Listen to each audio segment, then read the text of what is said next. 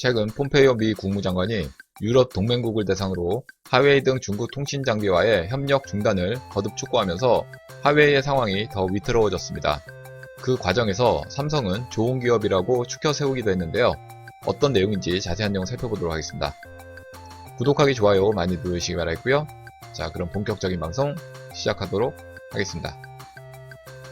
지난 5월 미국은 국가안보 우려로 중국 화웨이를 블랙리스트에 올렸고, 이후 유럽 등 동맹국에도 화웨이가 중국 스파이 활동에 이용될 수 있다며 화웨이 장비 사용을 금지할 것을 요청한 상황입니다. 게다가 지난달 29일 로이터 통신에 따르면 미국 정부는 미국산 제품뿐만 아니라 미국 기술이 들어간 해외 제품도 화웨이에 판매할 수 없도록 하는 추가 규제를 검토하고 있다는 소식도 보도하였습니다.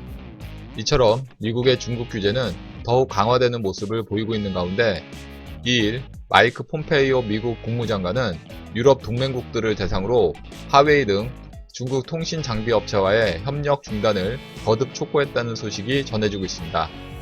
벨기에 브뤼셀에서 열리는 유럽연합 정보통신 장관회의를 앞두고 화웨이 장비를 사용하는 유럽 국가들에 대해 경고장을 보내는 한편, 대대적인 반화웨이 공동전선 구축을 시도하며 중국을 견제하고 있습니다.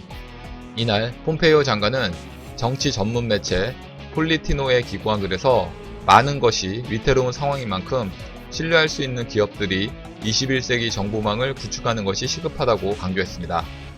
기고한 글의 제목은 유럽은 5G와 관련해 안보를 최우선에 둬야 한다.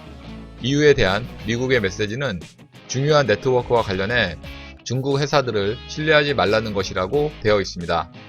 그러면서 구체적으로 말하면 유럽 국가들이 그들의 중요한 인프라에 대한 통제권을 화웨이나 ZTE 같은 중국의 기술 거인들에게 넘겨주지 않는 것이 중요하다며, 화웨이에 대해 스파이 행위, 지적 재산권 탈취, 뇌물 수수 및 부패한 관행 등 여러 나라에서 연루된 문제점들을 지적하기도 했습니다.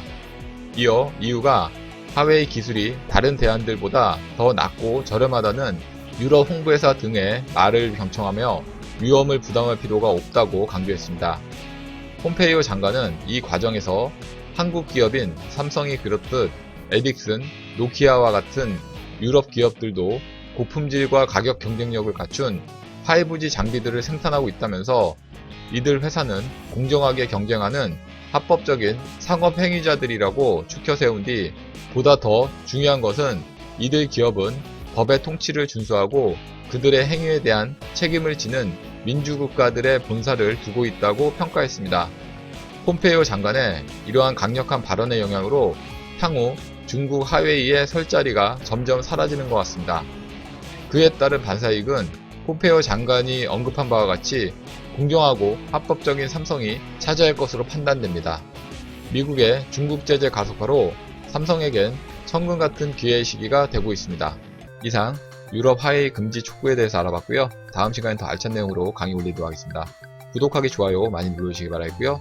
댓글도 많이 남겨주시면 감사하겠습니다.